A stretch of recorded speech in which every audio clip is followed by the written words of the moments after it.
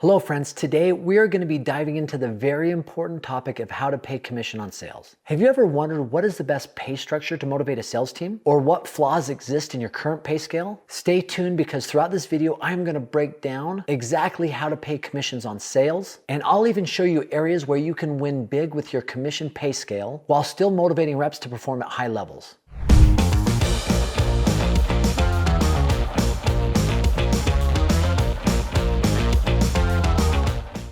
Commission sales plans for sales organizations can either fully motivate them or actually demotivate them depending on what they do. How you compensate a sales team is crucial to helping and allowing your team to perform at a high level. So let's dive into this world with first a really good understanding of what motivates a sales team. Let's talk about the different types of sales commission plans that exist, and then we'll dive into all the factors that go into a compensation plan and how to build it and deploy it. If you're ready, let's go.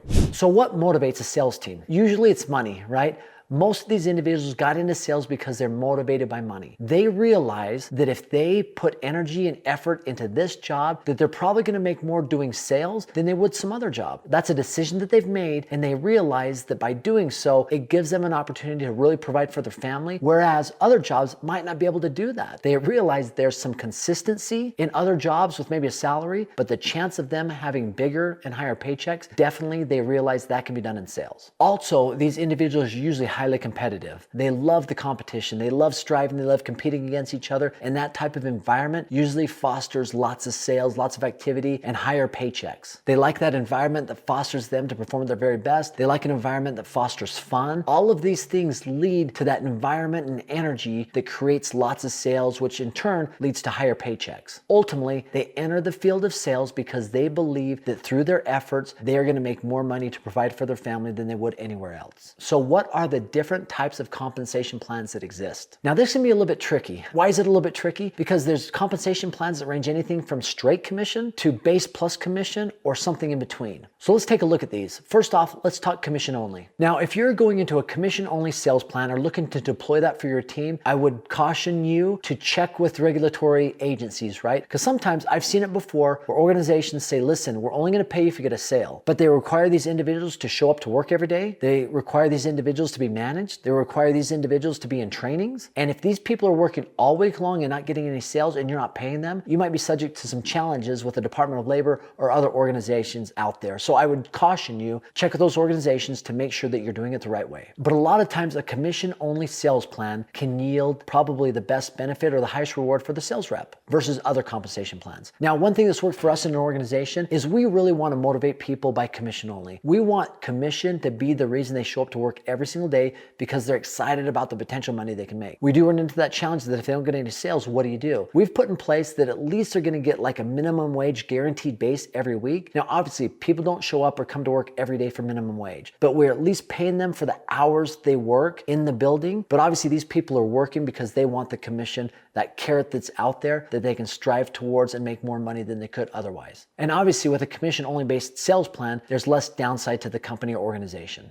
Another model is a base plus commission. Now, this is one that you're seeing pop up quite a bit, especially like in software companies. They pay them a base, and it's usually a smaller base, but something that at least that can sustain maybe a little bit of their lifestyle or part of their lifestyle. And doing so, it allows them to have a little bit more comfort level and to be a little bit more relaxed when they show up to work because they have a guaranteed base that they're with. However, one challenge I see with base plus commission is sometimes that base might be higher than the sales rep actually needs to cover the foundation of the bills or expenses that they have. And a lot of times it doesn't motivate them to perform at a high level because they're already getting a base. Now, if it's the right type of individual, obviously they're going to work and strive for higher commissions all the time. So typically what I've seen works well is you give them a base, and that base is a little bit lower, right? Maybe below some of the needs that they have, but that commission is greater, which really drives them into elevated levels of sales success. And a lot of times with a base plus, you reserve some of the additional bonuses on a monthly performance or a quarterly performance. So if they hit benchmarks that really help drive the company to additional levels, to new levels, then there's a bonus on top of that. So base plus commission can work very well as long as that base isn't overcompensating the sales rep and that commission is that really that carrot that drives them. And then on top of that, you have some incentives for going above and beyond and helping the company hit additional revenues or additional benchmarks. And then you can incentivize them on top of that as well. So it can be a really good model.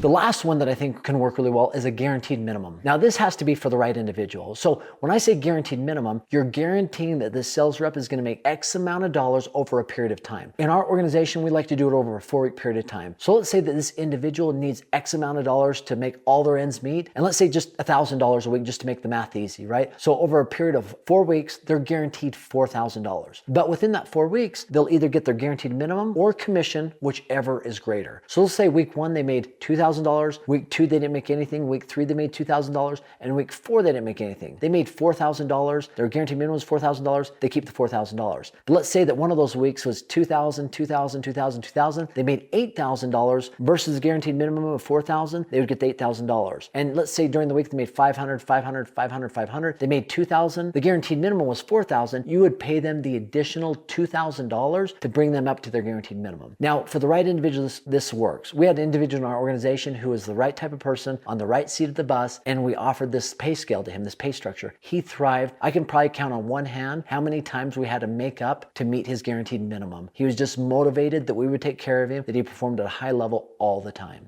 So what factors go into compensation? Well, first off, it has to align with your business. If it doesn't benefit your business or the metrics that you're paying the compensation on, then it probably isn't going to be justified in you paying what you're paying, right? So you have to make sure that the compensation you pay the reps or the teams align with the metrics that your business needs to see in order to have success. Just to give you a quick example of that, so the structure in our organization is we have a team leader, and under that team leader, we have anywhere between 5 to 10 reps under him, and there's consultants and closers. Now, we wanted to motivate the team and the team leader to perform at a high level on revenue, right? We want them to do as much revenue as they could because if the company did revenue, it was great. However, we thought, because we pay the team leader on their commission alone, and then we paid them a bonus on their team. But what we ended up doing is taking out what we paid them. So let's say their team did $40,000 in sales, and $20,000 of that was because of the team leader's closing volume or probing volume. We took that out, which left him a bonus of $20,000. Now the challenge was, how do you pay them? Do you pay them on maybe how many people are on their team or the total volume? Now, if you did that, sales reps are pretty smart. They can manipulate the system, right? So if you paid him on total volume, the rep might not, he might only get enough to make his money and have other people on the team get the volume, which isn't a bad strategy, but he would also get a higher bonus because the team performed well and he'd still get money on his commission. So what we decided to do is pay them on a per man average, right? So meaning that rather than 1 or 2 people on the team performing, everybody on the team had to perform. The higher the per man average on the team was, the higher percentage he got as an override on his team, between 1 to 3%. So if he had a per man average over $8,000, he would get a 3% override on his team's volume minus his personal volume rather than paying them on the total volume for the team.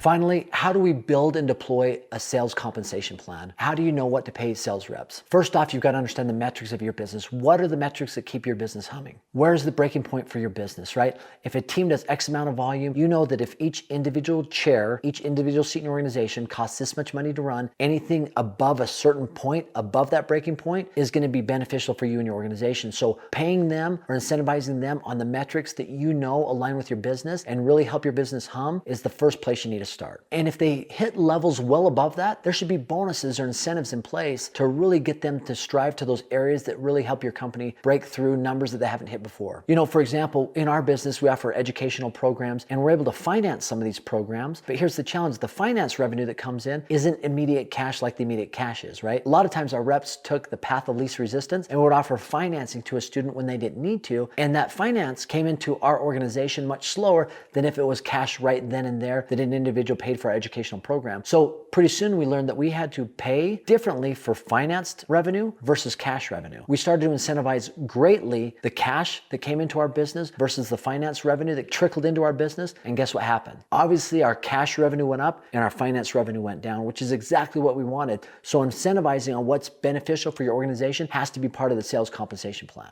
Another thing that I've seen that works really well when you deploy a sales compensation plan is having buy-in from the reps, right? If you can sit down with your reps, especially your most influential reps, and say, listen, this is the plan I'm thinking of putting in place. What do you think about this? How would this motivate you? Give me your feedback. And if they're bought in, if they give feedback and that sales plan, that compensation plan is deployed, man, it's hard for them to come back and not be excited about, right? Because they were the ones who gave feedback and input to it. I've always seen when they do that the compensation plan stands the test of time because you have your most influential salespeople raising their hand and sustaining that, saying, hey, I believe that that can work well for us and my sales reps, the other people around me. And once you have that in place, deploy it and utilize it. And you can obviously make tweaks as you go down the road, but I think those are minor tweaks, setting up from the get-go that align with companies' revenues, with the metrics that you need, getting sales reps buy-in, and making sure that it incentivizes and motivates individuals along with your metrics really allows for a strong compensation plan. Now, these are things that I've seen that worked well in my career, and I've deployed a lot of different compensation plans, but I'd be interested in your feedback. What have you seen work well? Where have you made tweaks and changes? Feel free to comment below. I'd love to enter into a dialogue with you. And as always, I've got a free training for you. It's a sales training of 12 of my best modules on sales and persuasion that I use with all of our salespeople to train them up to do really well in sales.